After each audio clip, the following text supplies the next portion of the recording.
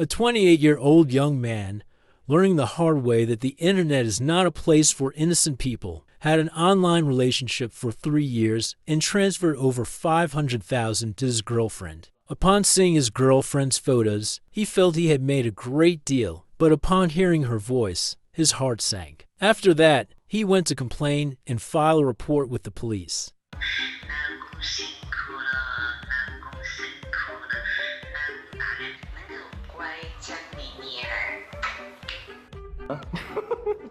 The young man is named Yu Yang. He is 28 years old, and he has been single for many years. As his family was pressuring him to get married and he had no means of meeting girls, he decided to try online dating, following the example of many other guys. Through the shake feature on a dating app, which allows users to find people by shaking their phones, Yu Yang quickly added a woman with a profile name Everything by Chance. At first, Yu Yang didn't say much. Although he was single, he wasn't desperate enough to have no standards. He at least needed to see what the person was like. Then, he opened her profile, and with just one look, he became extremely excited. Everything by Chance appeared to be in her early 20s, was seemingly the owner of a clothing store, and had fair skin and a beautiful appearance, especially those two white legs, which looked longer than his own life. At that moment, Yu Yang felt like his heart had been kicked by a donkey. To make matters worse, she had posted on her profile that her parents had fallen ill and passed away in the same year, leaving her alone and unsupported, and that she wanted to find someone to rely on. When Yu Yang read those words, he could no longer contain his emotions and immediately declared his love for Everything by Chance.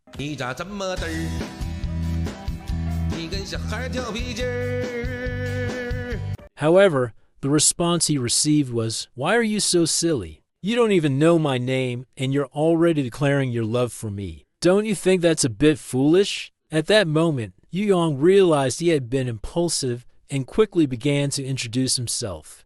After a few conversations, Yu Yang discovered that her name was Liu Meng. She was only 22 years old, and the two became friends. Liu Meng said that after her parents' death, she needed to work to support herself and take care of elderly relatives. For Yu Yang, Liu Meng was the perfect candidate to be his wife, so he declared his love again. This time, to his surprise, she accepted, leaving Yu Yang extremely happy. To please his girlfriend, Yu Yang began to spend money uncontrollably. On occasions like Valentine's Day and Christmas, he would send 1,314 yuan.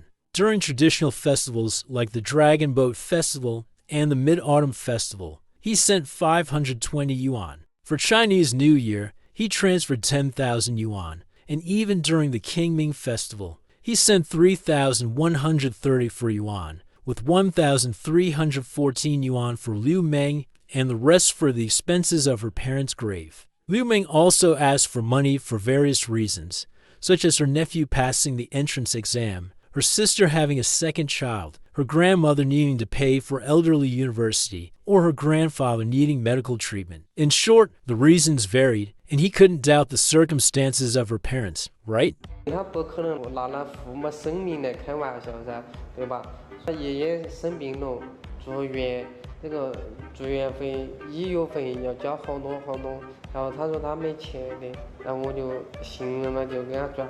Yang not only didn't mind this, but also took pleasure in being dependent.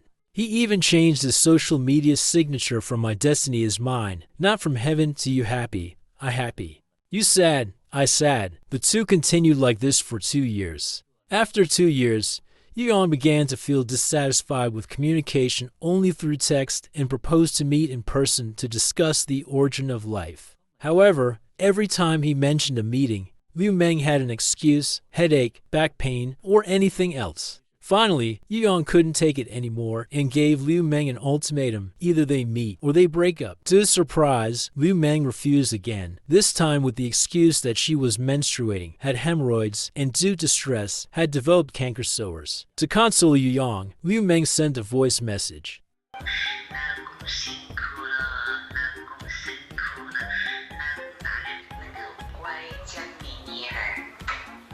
The voice was deep and hoarse, nothing like that of a young woman in her 20s. He even asked what brand of cigarette she smoked to have such a well-preserved voice. Liu Meng responded with a "how boring" and explained that she had hurt her tonsils while applying medicine for the canker sores and that her throat was inflamed, which was why her voice sounded deep. After that, Liu Meng posted on her profile that she needed throat surgery and was afraid she might not survive, suggesting that she could meet her parents. The tone was dark and sad. Since it wasn't a voice message, Yuan lost control again and took out a loan of 4,500 yuan on an online platform to transfer to Liu Meng. After that transfer, Liu Meng completely disappeared.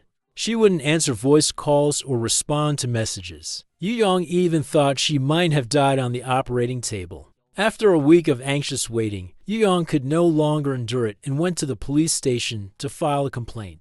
他比较情况就是我已经交往了3年多的一个女朋友哈，突然间呢就消失了，要求我们民警帮助她一下，你说能不能找出这个人出来？ After hearing Yu Yong's story, the police concluded that he had been scammed. After all, how could someone date for 3 years without ever meeting? It didn't make sense. The police then examined Yu Yong's transfer records and discovered that the money had ended up in the account of a person named Zi Fenghui, who was already a suspect in another fraud case. The victim of that case had a story similar to Yu Yong's, but had been deceived for an even longer time. The second case involved a man named Liu Chen, known online as God of the Ruined Temple. He met Liu Meng on the second day of the Chinese New Year, 3 years ago, and had been scammed by her all this time.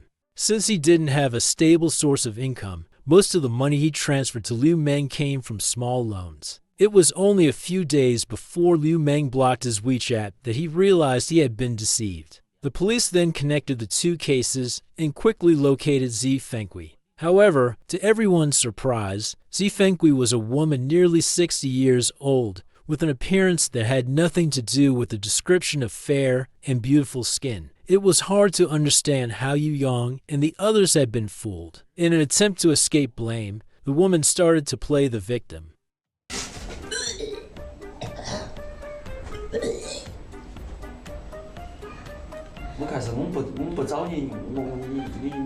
The police took her to the station, where they discovered that there were 8 other victims on her phone. After interrogation, the woman confessed to her crimes. Originally, she had come to the city to work, but she started using the shake feature to relieve her loneliness. Since she was very unattractive, no one paid attention to her real photos, so she downloaded pictures of a Korean girl group and began using them as her profile. The result was surprising. Not only did many people start talking to her, but they also sent money in exchange for risk photos. Later, she realized that making money this way was easier than working and decided to dedicate herself to fraud. However, it's astonishing that such a basic scam still works. Once again, a reminder, online relationships can be fun, but real-life meetings can be a disaster. This case is very funny. I'm sorry, but I don't have any sympathy for someone with a negative IQ. But now I would like to know your point of view. Do you know anyone with a similar case? Share it with all of us in the comments and let me know your opinion about this story. If you liked the video, leave a like and subscribe to the channel for more videos like this. I'll see you in the next video.